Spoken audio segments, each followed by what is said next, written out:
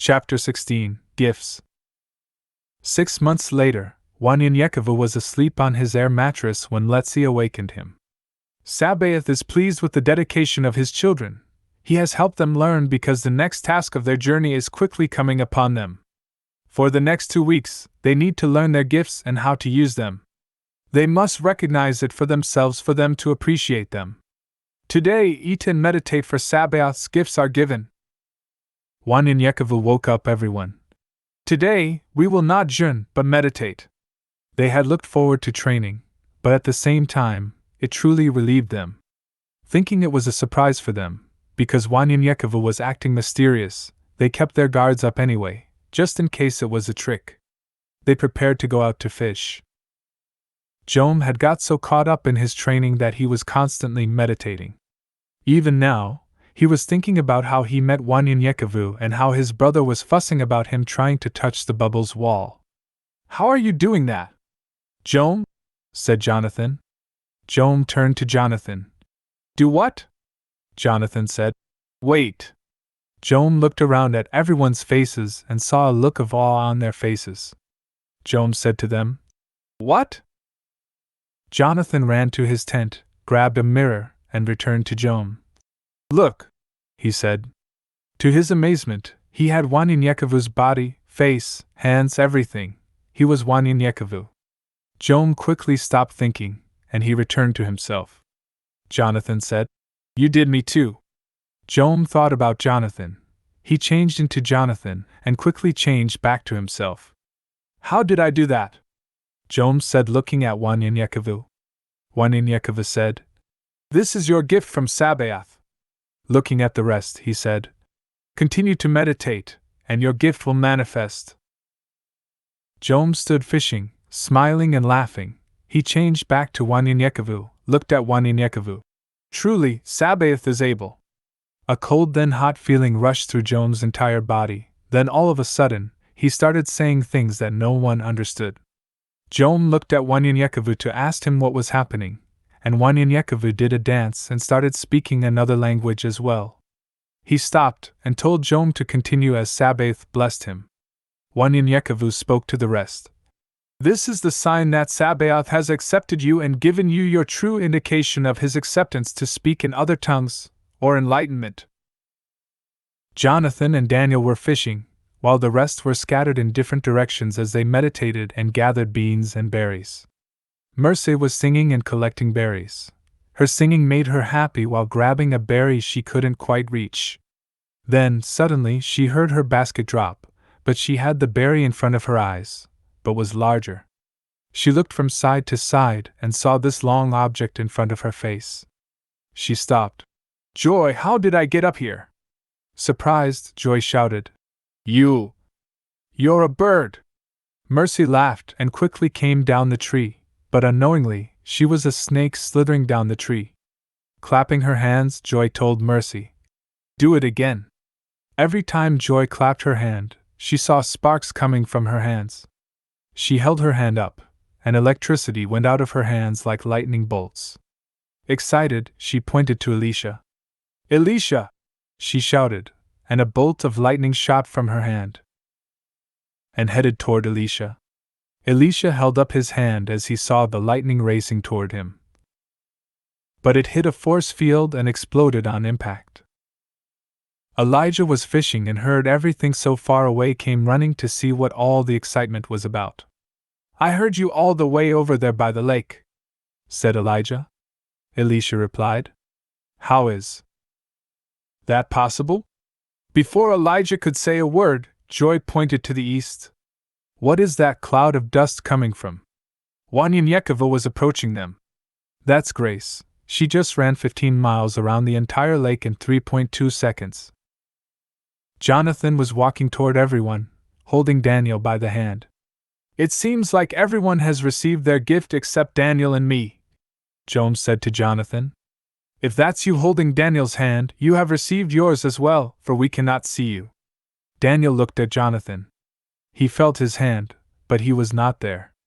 Daniel smiled, saying, "You're invisible." Wanyanyekevu was very proud and looked at everyone.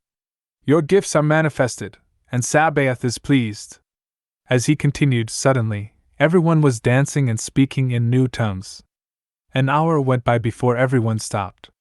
One in Yekova said, "For the next 2 weeks, you are to perform a holy jeûne on your own and perfect your gifts until we hear a word from Sabaoth.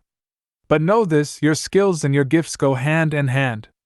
If you perform your skills without your gift, you are a man. If you perform your skills as you perform your gift, you are 10 times a man because Sabaoth has given you these gifts, and you are with Sabaoth. Sabaoth is with you. Spiritual gifts, a spiritual person, then we must fight in the spirit." Looking confused by his words, and before anyone could ask a question, One in Yekova said, I know. I went through it as well. Sabaoth will show you what I mean as he showed me." The following day, everyone was practicing with their gifts and One in Yekova was near his tent, meditating. "Everyone has their gifts, but I do not," Daniel said with a sad look on his face. "Is it because I am young?" As One in Yekova sat up, he said, "Age has nothing to do with it. Sabaoth blesses whom he chooses." One in Yekova sat on his bed and asked, "Why this look of disappointment? Your gift has come. Is it not already here? For did I not hear you spoke with new tongues yesterday?" They began walking down a path, and Daniel became angry. "Yes, but I don't know what it is. I can shoot this weapon." He fired 3 shots in the air as he continued, "I can throw this star." Throwing the star at a cactus, he hit it dead center, knocking off a berry. "I can run 5 miles and fight with the best." One in Yekova looked at Daniel. "And you just killed that eagle, flying above with that careless shot." The bird came hurling down to earth just a few yards near them. Daniel started crying as he rushed to the bird. No, he cried. "I didn't mean it." He held the bird, and after a moment, the wound started pushing out the bullet, and the bird was healed instantaneously and flew off. Daniel sat there crying and laughing at the same time. One in Yekova smiled. "See, your gift is to heal, now let's see what else you can do." Daniel ran off with joy and excitement as he ran to tell everyone as One in Yekova went back to meditate.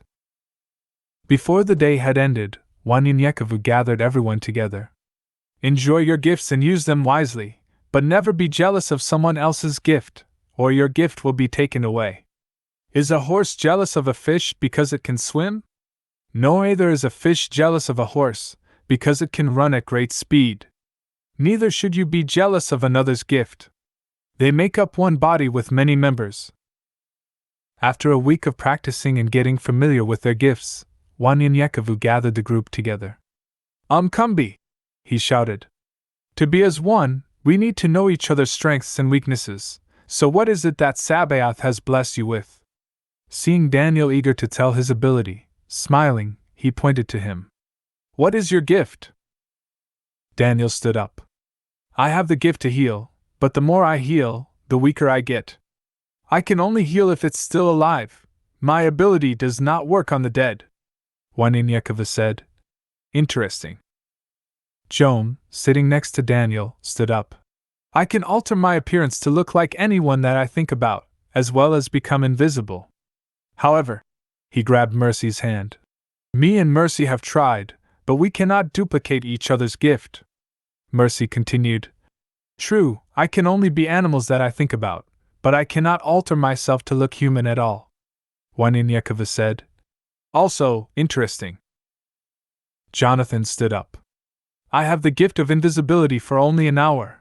However, I can turn visible for a second and return invisible for my time to start all over again." One in Yekova shook his head.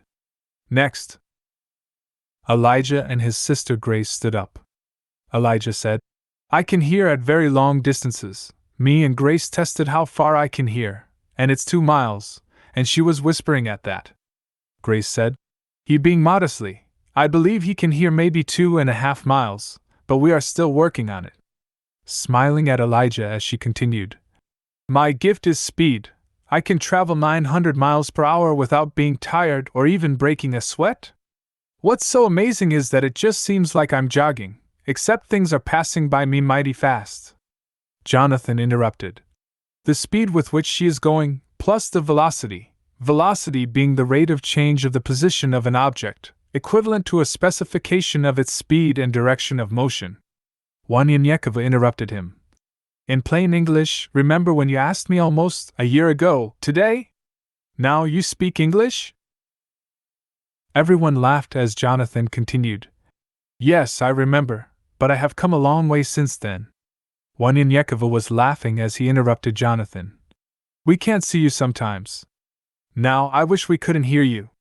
Everyone laughed, including Jonathan. Jonathan cleared his throat. Your first real joke, good one too. Sorry. In English, Grace, with her speed, could kill an elephant just by tapping it lightly. And there are many other qualities associated with her speed. Shaking his head, and getting serious, Wanianyekova said, You and Alicia work with her on the other aspect of her speed that she is comfortable with. Wanianyekova, looking amongst the crowd. Anyone who is confused with their abilities, check with these two for help. Joy stood up. I think mine and Grace's gift can be enhanced when working together. I can conduct electricity somewhat of a supercharger, if you will. According to Alicia and Jonathan, I can produce over 150,000 or more amps. We are still working on it. Alicia stood up. I can create a force field at least 15 feet high in front of me or create a dome 15 feet in diameter. So far, I and only I can discharge objects out of the field, but nothing we have tried can penetrate it. Wanianyekova stood up, shaking his head. Sabaoth is able. I'm very pleased to hear of your findings, as Joam and Jonathan already know, but the rest do not.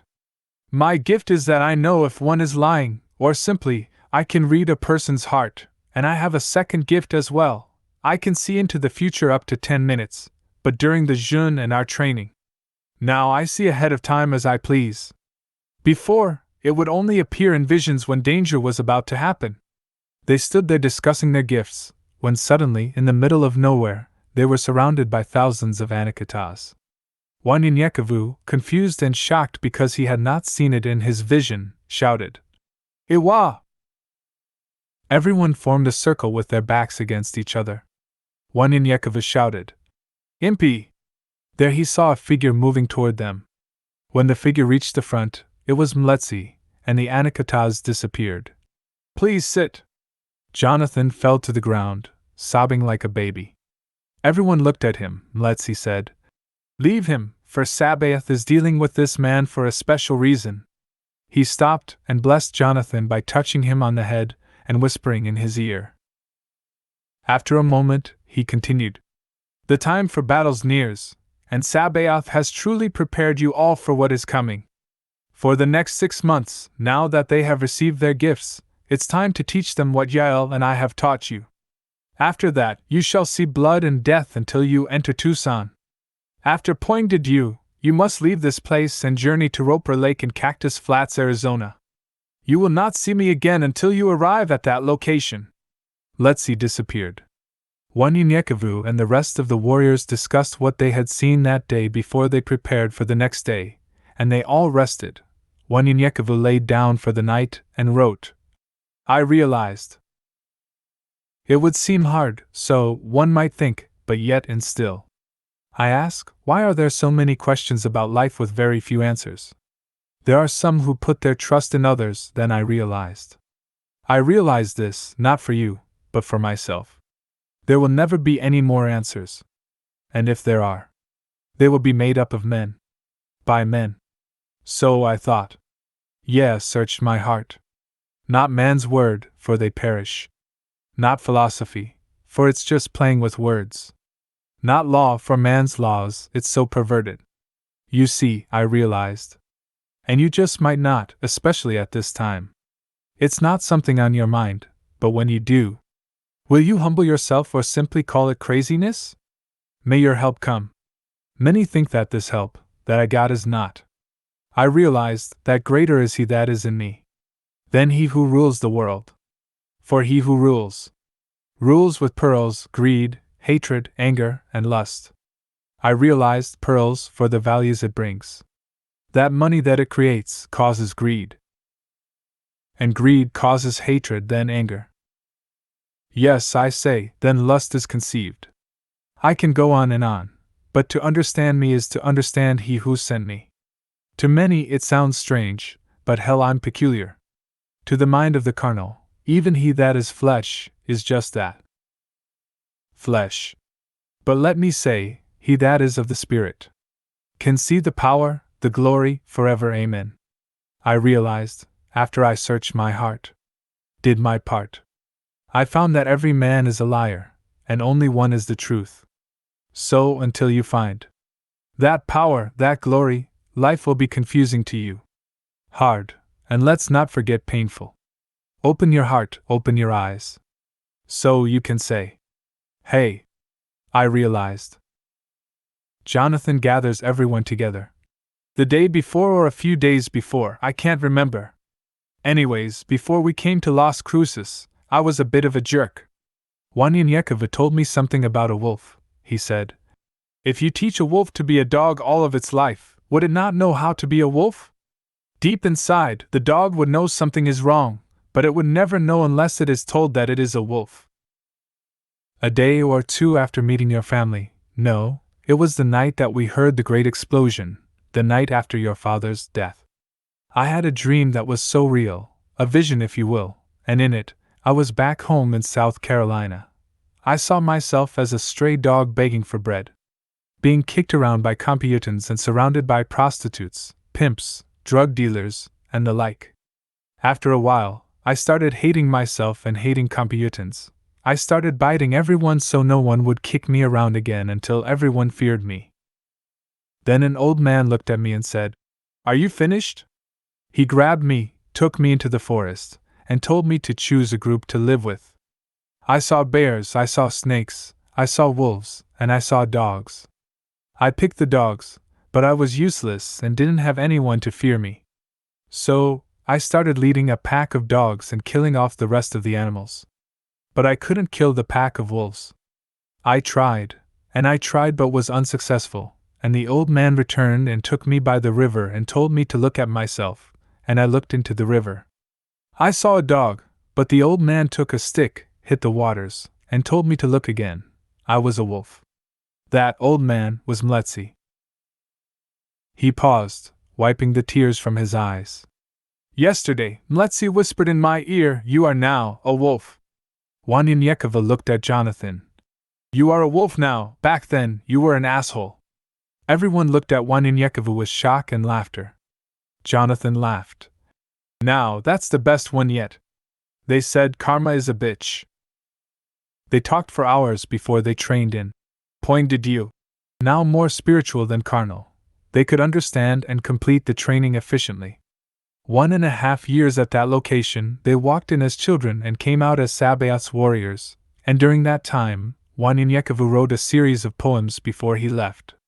Now 20 years old and with a new family, he felt very close to the group and wanted to share his thoughts, his poetry. "Please gather around for a little of some of the poetry I have written." The group gathered together as he said, "Meditation. Meditation, concentration, consecration. We as believers do things of this nature to increase our faith. But there are times when you don't feel this way. You're the sons, daughters of a king. It was said, 'Let us create man in our own image.' That's why some say we are gods. We are a dynasty, an empire that has been beaten down. Tired, even frustrated at this life. Yes, even with the pain. Your faith is being tested. Your patience has to grow, has to glow. A fool believes God isn't there. A fool thinks God doesn't care. But the only thing that helps me understand is consecration, concentration, and meditation." He read, "Look ka here, look ka here. Look ka here, look ka here. A place beyond the sphere. Streets of gold, and fear is never near. Love is everywhere. Peace and serenity, whispers from the trees into my ears. No evil, darkness, pain. No cries from the eyes that you love so dear. Holy, holy, holy is all you hear. Look ka here, look ka here." And finally he read, "If I only knew then what I know now." Remembering my youth, there were so many questions in my mind. talked to so many people, asking them, why? Many didn't give an answer, for they were asking the same questions. So, I chose to ask the others. They answered some, but not all. Some of the answers puzzled me. Through time, a lot of the answers appeared to me. If I only knew then what I know now. Nature, women, education, money, and history. A list of the few things that puzzled me. They were on my mind at that particular time. Love, hatred, jealousy, and envy. So many questions, but not enough answers. If only I knew then what I know now. Would it have made me a better person today? Wanyanyekevu closed his notepad, looked at Jonathan, smiled, and opened it back up. One more. Stuck on stupid, Jonathan said. Hold on now. Wanyanyekevu laughed. Is a hit dog hollering? Tell you what, let me read it and let them decide it. Jonathan gave him a look. Oh, okay. Walking through the countryside to ease my mind. About these times that are at hand. The silly demands of humans, of men. Everyone's path is not the same.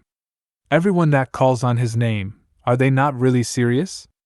Or is it only for monetary gain? To each individual, it's a different thing. My weaknesses are not your weaknesses. So how can you endure my pain? Throughout my journey, I've experienced things that I did not know. I now know. I did the things I was told. But their judgments, their decisions were not my own. This is why I feel the way I feel. Yes, I do the things I do at this time. Dealing with the many things in life that we all must consider before it's the end of time. Love, faith, hope, and beliefs, just the things only I, consider wrong and right.